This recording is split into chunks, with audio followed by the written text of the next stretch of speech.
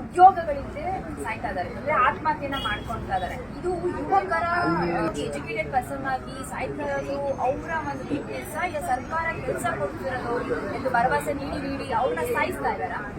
Actually ನಮ್ಗೆ ಕೆಲಸ ಸಿಗ್ತಾ ಇಲ್ಲ ನಮ್ ತಪ್ಪು ಅಲ್ಲ. First of all government increase ಮಾಡಬೇಕು, ಬರೀ ಬೇರೆ ಕಂಟ್ರಿಯಿಂದ ಎಲ್ಲ ಇನ್ಫ್ರಾಸ್ಟ್ರಕ್ಚರ್ ಜಾಸ್ತಿ ಚೆನ್ನಾಗಿ ಮಾಡಬೇಕು. ಸೊ ಅದಕ್ಕೆ ಎಲ್ಲರೂ ಬಂದು ಜಾಬ್ ಮಾಡ್ಬೋದು. ಈಗ ಪ್ರಸ್ತುತವಾಗಿ ಯುವ ಜನರು ರಾಜಕೀಯಕ್ಕೆ ಪ್ರವೇಶ ಮಾಡಲಿಕ್ಕೆ ಬರ್ತಾ ಇದ್ದಾರೆ. ಅಂಥವರಿಗೆ ನಿಮ್ಮ ಒಂದು ಮಾತು ಅಂದ್ರೆ ದುಡ್ಡಿದ್ರೇನೆ ರಾಜಕೀಯ ಅಂತ ತುಂಬಾ ಜನ ಅಂದ್ಕೊಂತಾರೆ. ಜನರೇಷನ್ ಬರೀ ಮಗ ಇದನ್ನೇ ಮಾಡ್ತಾರೆ. ಅದು ಬಿಟ್ಟು ನಮಗೆ ಸ್ಟೂಡೆಂಟ್ಸ್ಗೆ ಯೂತ್ಗೆ ಎಲ್ಲ ಅವಕಾಶ ತುಂಬಾ ಒಳ್ಳೆಯದು. ಅಪ್ಪ ದುಡ್ಡಿದ್ದು ಮಗ ತಗೊಂಡ್ರೆ, ಮಗ ದುಡ್ಡಿದ್ದು ಅಪ್ಪ ಮಗ ತಗೊಂಡ್ರೆ ಜನಸಾಮಾನ್ಯರು ಬರ್ಬೇಕು, ಅವಾಗೇ ಚೇಂಜ್ ಆಗುತ್ತೆ.